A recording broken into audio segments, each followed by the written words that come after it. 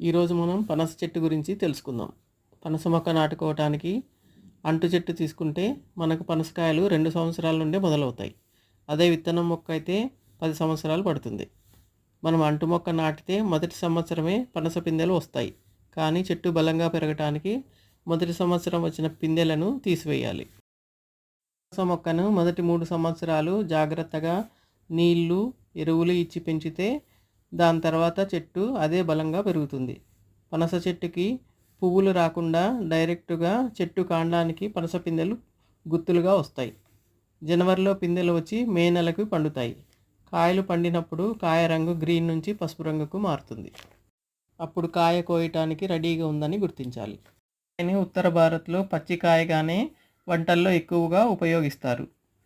పనసకాయల్లో ఆరోగ్య ఉపయోగాలు ఉండటం వలన ఈ కాయని ఎండబెట్టి కూడా సంవత్సరం మొత్తం ఉపయోగించవచ్చు.